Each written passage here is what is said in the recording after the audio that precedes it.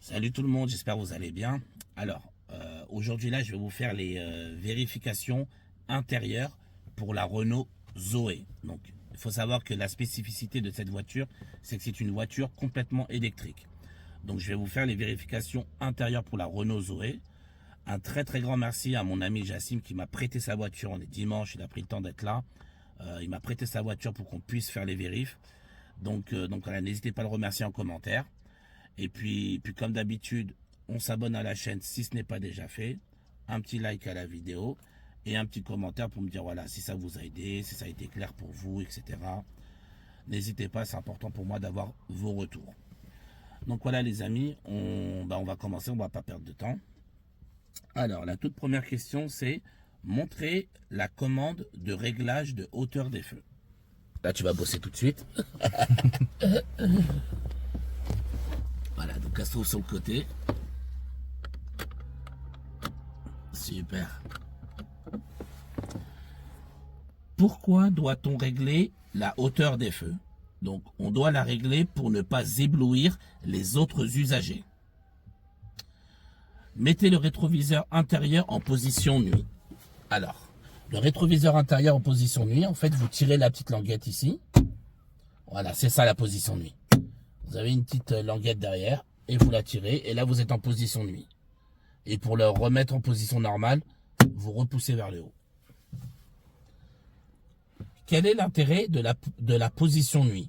L'intérêt, c'est de ne pas être ébloui par les feux du véhicule suiveur, donc ceux qui sont derrière nous. Faites fonctionner les essuie-glaces avant du véhicule sur la position la plus rapide. Alors, sinon, ouais, voilà, sinon, attends, voilà, je vais me mettre là au pire des cas, comme ça ils verront bien. Voilà, donc, c'est cette commande, toi c'est vers le haut, vers le bas frérot. Ouais, voilà, donc, vous poussez vers le bas.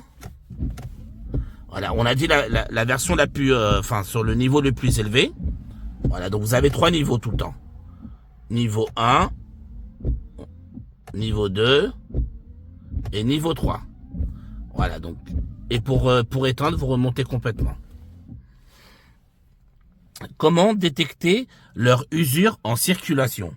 Donc pour détecter leur usure en circulation, c'est très simple, c'est quand les essuie-glaces laissent des traces d'eau sur le pare-brise. Donc là, ça veut dire que les essuie-glaces sont défectueux. Vérifiez la présence du gilet de haute visibilité. Super, voilà, il est là. Alors après, en fonction des voitures, je vous donne un petit truc, une petite info en plus. En fonction des voitures, chaque collègue va peut-être mettre le gilet, par exemple, moi le gilet de haute visibilité, il est côté passager. Il peut être côté conducteur, il peut être dans la boîte, voilà, merci, il peut être dans la boîte à gants. Donc ça dépend des collègues. Pareil pour les papiers de la voiture. Les papiers de la voiture, carte grise, assurance, ils peuvent les mettre dans le pare-soleil, ils peuvent les avoir sur eux, ou ça peut être dans la boîte à gants. Ça dépend vraiment des moniteurs. Donc n'hésitez pas à leur demander où est-ce qu'ils se trouvent pour qu'ils puissent vous dire, voilà, moi par exemple mes papiers, je les garde sur moi. Voilà.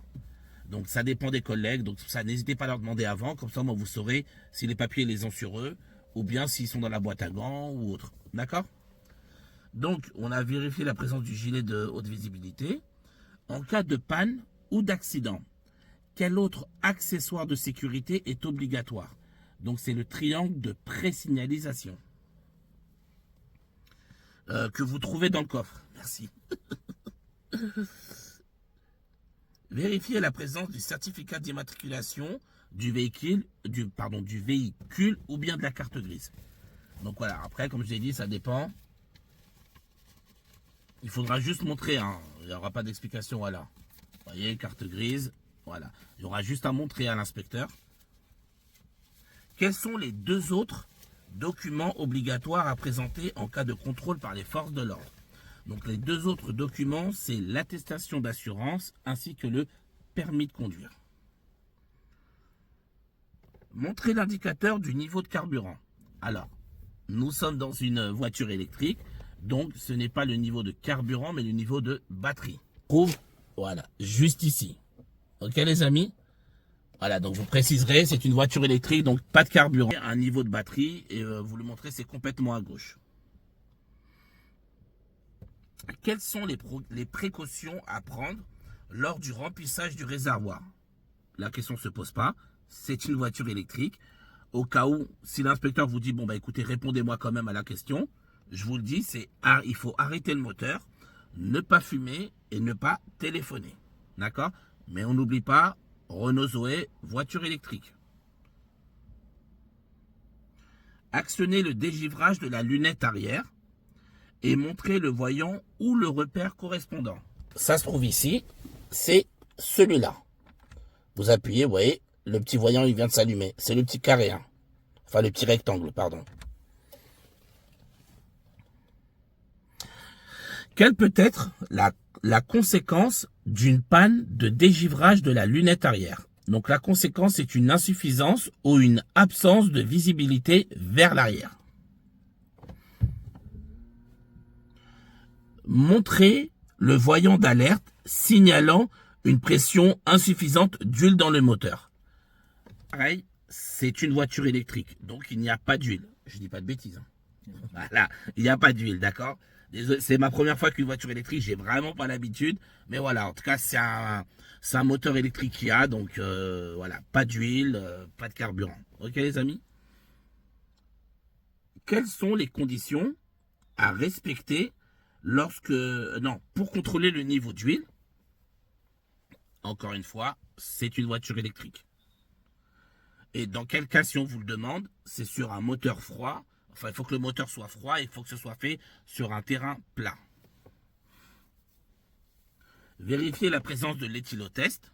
Donc, comme je vous disais, c'est soit dans la boîte à gants ou autre. Ça dépend où est-ce que les collègues le mettent. D'accord? Ça dépend des véhicules. Demandez ça à votre moniteur où ça se trouve. À partir de quel taux d'alcoolémie en période de permis probatoire est-on en infraction? Alors, ce qu'il faut savoir, c'est que vous, en tant que jeune conducteur, vous êtes limité à 0,20. Mais quand on boit un seul verre d'alcool, d'accord, quand vous le buvez, dans votre corps, ça se transforme en 0,25. Ça veut dire que déjà, vous êtes déjà au-dessus avec un seul verre. Donc, vous, en période probatoire, vous êtes limité à 0 verre d'alcool. Moi, par exemple, j'ai le droit, vu que je suis j'ai plus de 3 ans de permis, d'accord, donc je ne porte plus le A, j'ai droit à 0,50, donc ce qui fait l'équivalent de 2 verres. Mais pour vous, c'est 0.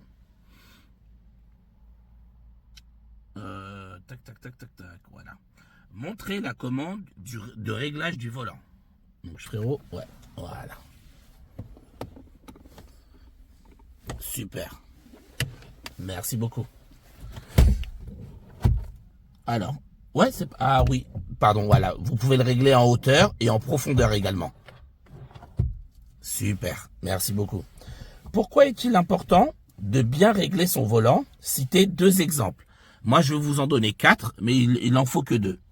Donc, il y a le confort de conduite, l'accessibilité aux commandes, la visibilité du tableau de bord, ainsi que l'efficacité des airbags. Positionnez la commande pour diriger l'air vers le pare-brise. Donc, c'est cette commande-là. Voilà, vous appuyez. Voilà. Super. Donc, je vous le remonte pour que vous puissiez voilà, bien voir. Voilà. Vous appuyez ça. Ah, bah oui, voilà. C'est ça, vers le haut. Ou sinon, vous avez ça, c'est la position max direct. Hein. Voilà, c'est ça. Super. Citez 2 éléments. Excuse-moi. Il faut tourner à gauche. Hein, ouais. Voilà, super. Citez 2 éléments complémentaires permettant un désembuyage. Merci beaucoup. Donc, citez 2 éléments complémentaires permettant un désembuyage efficace. Donc, le premier, c'est la vitesse de ventilation. Et le second, c'est celui-là, là où vous avez le côté froid ou le côté chaud. Ouais. Montrez le voyant d'alerte signalant un défaut de batterie. Bon, là, oui, normalement, on devrait l'avoir.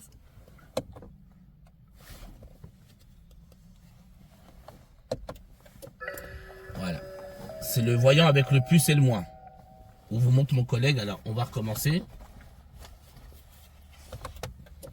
Voilà, vous voyez. Celui avec le plus et le moins là, complètement à gauche qui est rouge. Sinon, ils enlèvent juste la carte. Ah oui. Et vous la remettez à l'examen. Super. Voilà. Vous remettez la carte, vous préparez votre doigt et vous montrez. Excellent. Qu'est-ce qui peut provoquer la décharge de la batterie moteur éteint? Donc, ce qui peut provoquer la décharge de la batterie, c'est par exemple, vous allumez les feux, vous allumez les accessoires électriques, voilà, les essuie-glaces, la clim, la musique. Voilà, tout ce qui consomme de l'électricité, si vous l'allumez alors que le moteur est éteint, ben là, ça peut consommer de la batterie. Ça me fait bizarre de dire que le moteur est éteint. C'est, ça me fait trop bizarre. Alors, de quelle couleur est le voyant qui indique une défaillance du système de freinage? La couleur, c'est rouge.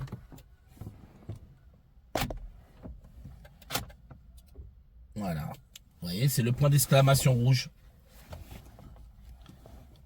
On va vous le remontrer, comme ça, moi, vous le voyez bien. Super. Quel est le risque de circuler avec un frein de parking mal desserré? Le risque, c'est une dégradation du système de freinage. Montrez le voyant d'alerte signalant une température trop élevée du liquide de refroidissement. Voiture électrique, on n'a pas. D'accord les amis? Quelle est la conséquence d'une température trop élevée de ce liquide? Ben, au cas où, si on vous pose quand même la question de sécurité, je vous la donne. Le risque, c'est une surchauffe ou bien une casse du moteur. Montrez le voyant signalant la mauvaise fermeture d'une portière. Donc là, je vais ouvrir ma porte. Là, vous le voyez, on en a deux. Soit le dessin, ou soit l'autre voyant rouge. Super. Quelle précaution dois-je prendre pour que les enfants installés à l'arrière ne puissent pas ouvrir leur portière? Donc, je dois actionner ce qu'on appelle la sécurité enfant sur les deux portières arrière. Actionnez les feux de détresse. Donc, ça se trouve ici, c'est le petit triangle là. Vous appuyez et puis vous avez les deux clignotants qui s'allument sur le tableau de bord en même temps. Voilà, ce sont les feux de détresse. Et pour éteindre, vous rappuyez sur le même bouton.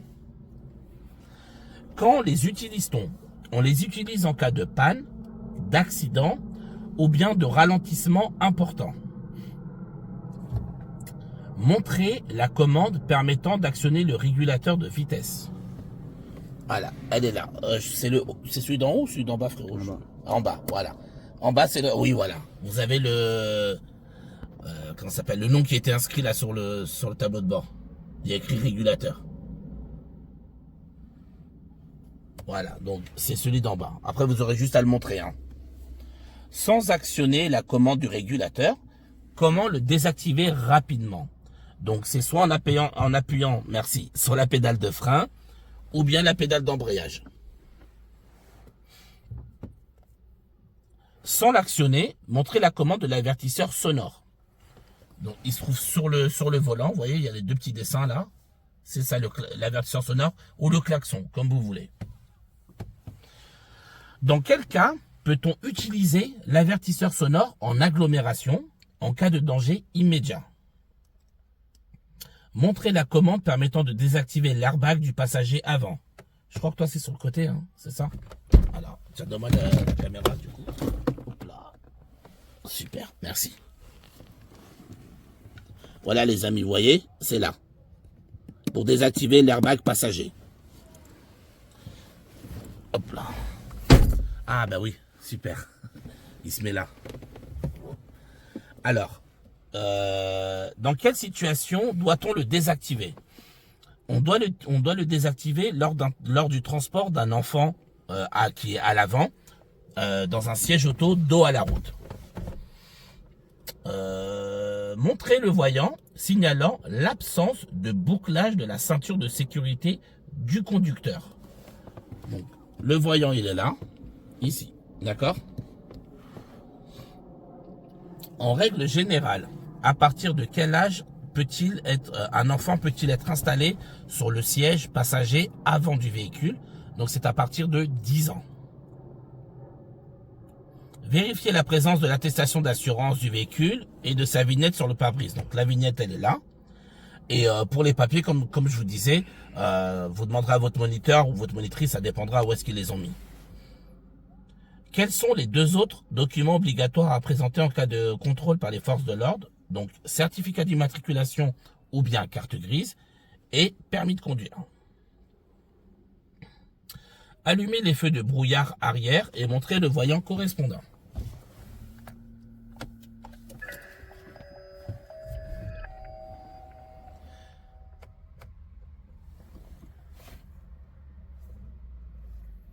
Super. Voilà, c'est le voyant orange qui vient de vous montrer. Excellent. Pouvez-vous les utiliser par forte pluie? La réponse est non. Interdiction par forte pluie. Montrez comment régler la hauteur de l'appui-tête du siège conducteur. Bon, ben, je vais le faire avec mon siège à moi. Ah, ben oui, on peut pas. Ouais, on peut pas, voilà. En fait, c'est fait en un seul siège, quoi. Ah, ça, ouais, je connaissais pas. Je connaissais pas. Bon, ben, ok. Quelle est son utilité? Son utilité, c'est de permettre de retenir le mouvement de la tête en cas de choc et de limiter les blessures. De quelle couleur est le voyant qui indique au conducteur que le feu de brouillard arrière est allumé? La couleur, c'est orange. Quelle est la différence entre un voyant orange et un voyant de couleur rouge? Ben, c'est simple. Le voyant de couleur orange, il signale un élément important de la voiture, mais non dangereux. Genre, comment on appelle? La réserve, quand on tombe, quand on n'a plus de carburant. On tombe ce qu'on appelle en réserve. Donc c'est un voyant de couleur orange, mais qui n'est pas dangereux. Et un voyant de couleur rouge, ça signale un élément important et dangereux. Donc on s'arrête dès que cela est possible. Montrez la commande de recyclage de l'air. Elle est là, c'est celle-ci. Vous appuyez. Alors je crois qu'il faut... Ouais, voilà.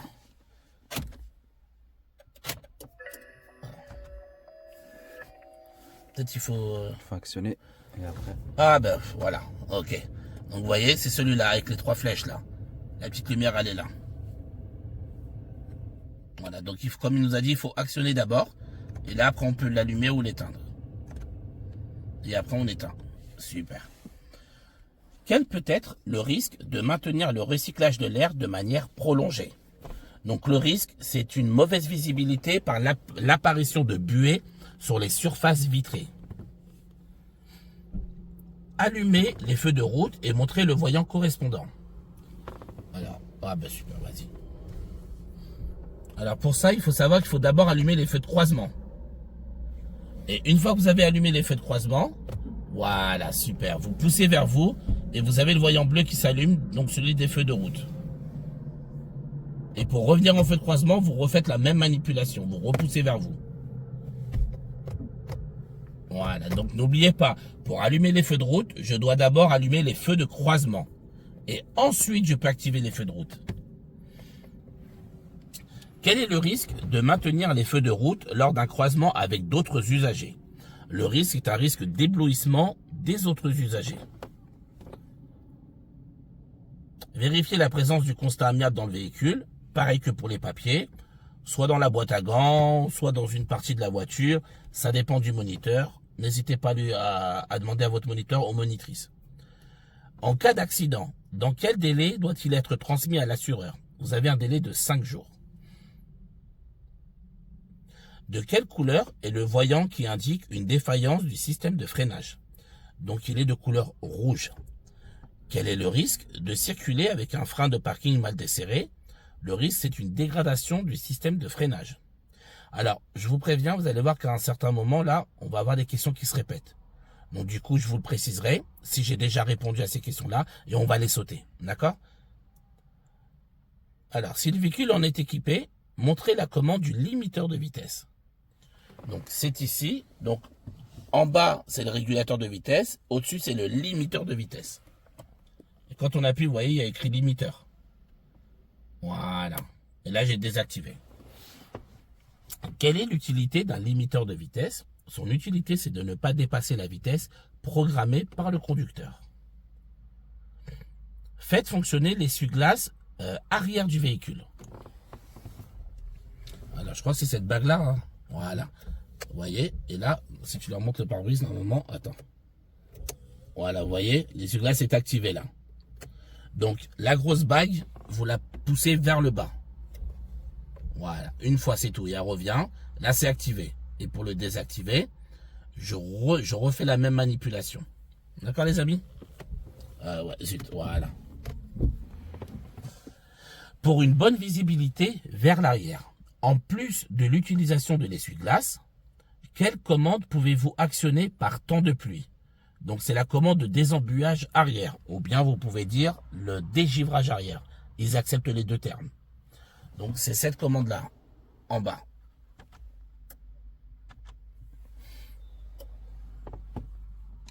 Indiquez où se situent les attaches de type Isofix dans le véhicule. Vraiment, c'est à l'arrière, je crois, si je ne dis pas de bêtises. Même à l'avant, juste là. Ah ben voilà. Voilà, c'est ce petit voyant-là, et vous avez pareil la même chose derrière. Ce petit dessin. Alors, peut-on fixer tous les sièges enfants sur des attaches de type Isofix? La réponse est non. Uniquement ceux qui sont compatibles avec ce type d'attache. Montrez sur le tableau de bord le voyant indiquant une baisse de pression d'air d'un des pneumatiques. Normalement, c'est un voyant de couleur orange avec un point d'exclamation dedans.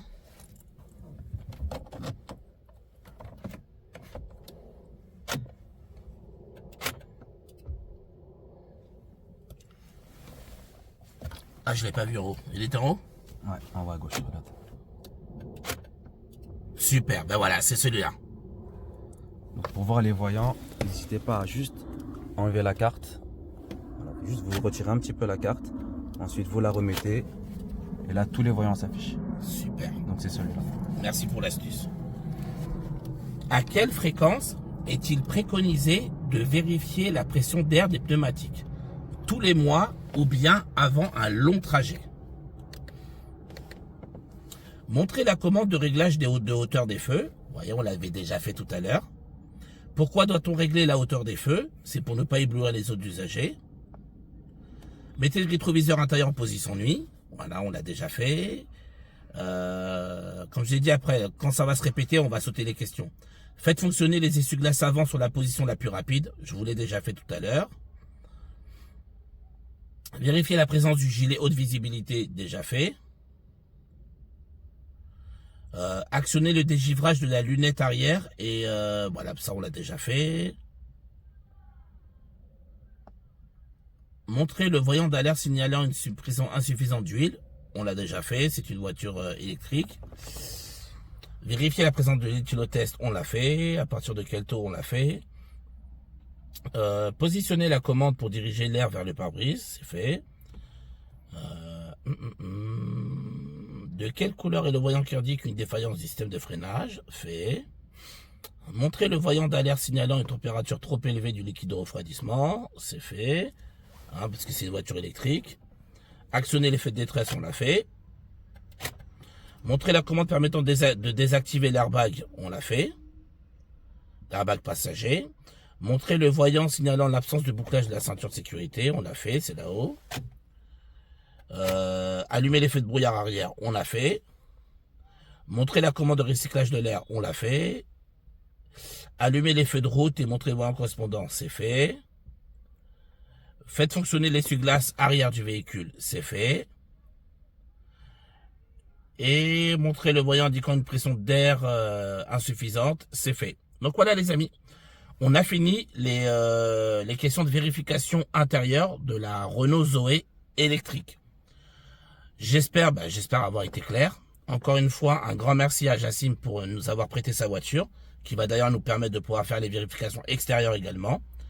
Moi, je vous dis bon courage à tous, prenez soin de vous et à très bientôt.